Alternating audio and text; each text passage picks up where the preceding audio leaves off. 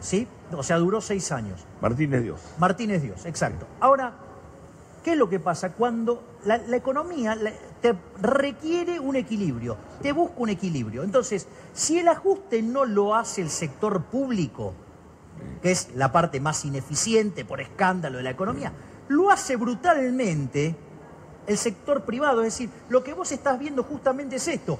Como el sector público no ajusta, lo hace gradualmente, a velocidad de tortuga, ¿sí? Quizás, digamos, ponemos las cuentas en orden en el 3050, ¿sí? Entonces, el ajuste sobre el sector privado que crea riqueza es brutal. Eso es lo que estás viendo. A ver, pero están echando gente del Estado también. Además, bueno, es el ajuste tortuga de... Ayer me dice que hay una empresa muy grande, una de las 2 distribuidoras de energía muy importantes, concretamente Edesur, que dice que todo el personal que tiene ahora es tercerizado.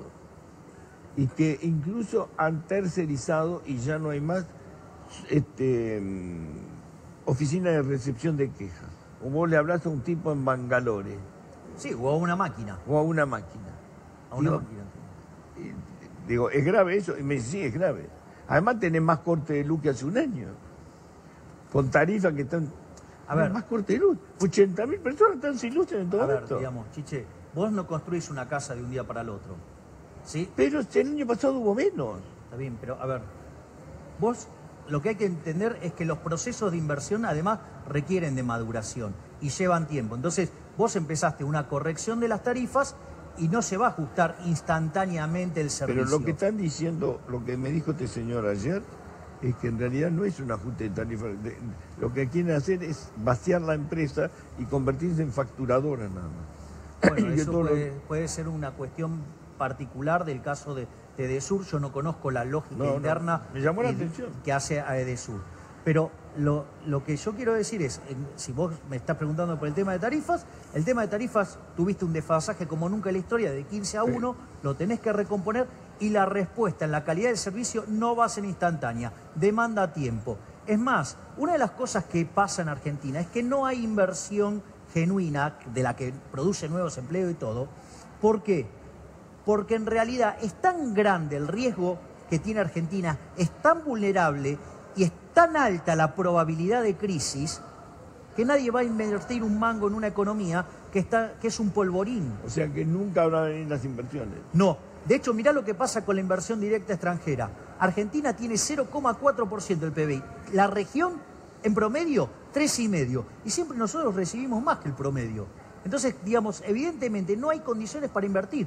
Y vos sabés que Argentina, para poder absorber la gente que entra al mercado laboral, porque la población en Argentina crece más o menos al 1%, necesitas crecer 3%, pero de modo genuino, no un rebote, que es lo que estás viendo. Lo del año pasado fue un rebote, y el gobierno dice este año, no, vamos a crecer. No, es todo un efecto de arrastre estadístico. Cuando vos venís con una serie que está haciendo así, que está creciendo, cuando vos te detenés, y esto sigue así, las comparaciones interanuales dan positiva, pero no está creciendo nada. Y la población sí sigue creciendo. Con lo cual, lo que yo veo es que si esto no cambia, va a seguir habiendo deterioro del salario real, ¿sí? Y si el salario real no cae, va a aumentar el desempleo. Con lo cual, digamos, o sea una cosa o la otra, la noticia es mala. Y además no veo al gobierno con intenciones serias de encarar el problema inflacionario. ¿Por qué? Porque lo que pasó el 28 de diciembre te dice que ante la duda se llevan puesto al Banco Central y emiten. Entonces, esto, digamos, la verdad que entró en una situación bastante más complicada. Yo lo que creo es que entramos en una situación, como hay muchas reservas, tenemos 63.000 millones de dólares de reservas y tenemos una línea contingente con el fondo de 40.000 millones. Es decir, ¿qué quiere decir esto? ¿Vas a tener una crisis inminente? No, porque tenés un montón de dólares para bancártela. ¿Me entendés? Y además podés devaluar con este esquema, todo. ¿Pero qué quiere decir eso? Que vamos a tener un desempeño del PBI mediocre, vamos a tener un PBI per cápita cayendo, salarios reales cayendo, sí, e inflación creciente. ¿Y entonces para qué te sirven las reservas?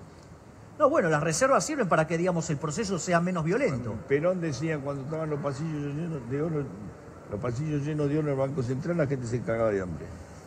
Bueno, y en el año, y así, digamos, arrancó en el gobierno y en el 52... Las reservas no son para mejorar nuestra condición de vida. No, porque es un stock. Las reservas sirven como un mecanismo de enfrentar el riesgo, es un mecanismo de seguro. O sea, las reservas lo que hacen es que si tenés una crisis sea menos dolorosa. ¿Pero esa plata está físicamente o es deuda? Parte es deuda. Cuando vos me decís que el Estado tiene 64.000 millones de dólares de reserva, sí. ¿Están físicamente en las reservas? ¿O es un verso? No, sí, las tienen, ¿sí? Por ejemplo, tiene que compró más de 35.000 millones de dólares, sí. ¿Sí? ¿Viste los dólares que trae Caputo? Sí. ¿Sí? En lugar de venderlos en el mercado, se los vende al Banco Central. El Banco Central, ¿qué hace? Se los compra y después emite peso contra eso y después toma Levax, además. O sea, parte de las Levax vienen explicadas por la deuda que trae Caputo, porque cuando vos emitís los pesos para que no queden en la calle y no generen inflación, el Banco Central los saca con las Levax.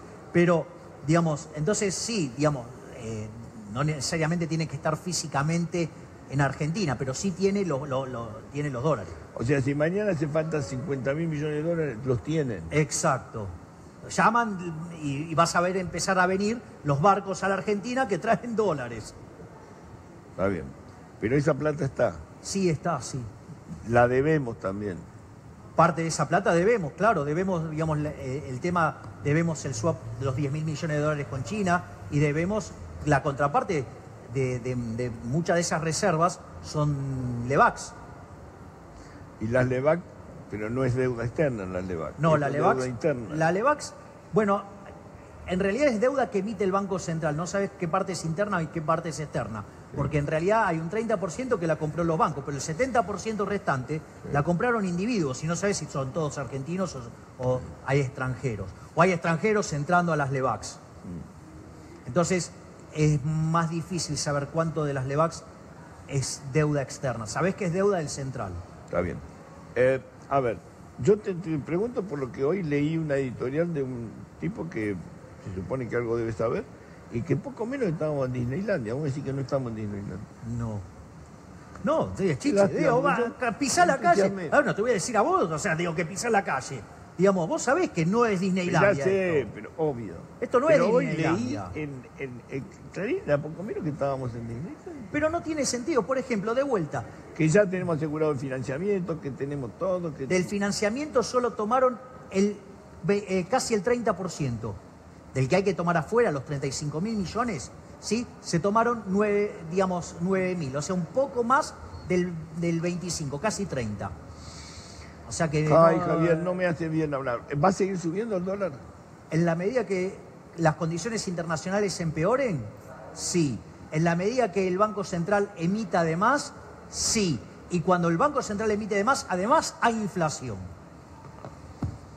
El haber pasado técnicamente los 20 genera ya un movimiento de precios, no tengas dudas. Yo no estoy diciendo que no lo genera. O sea, todos los bienes que están ligados al sector exportador suben.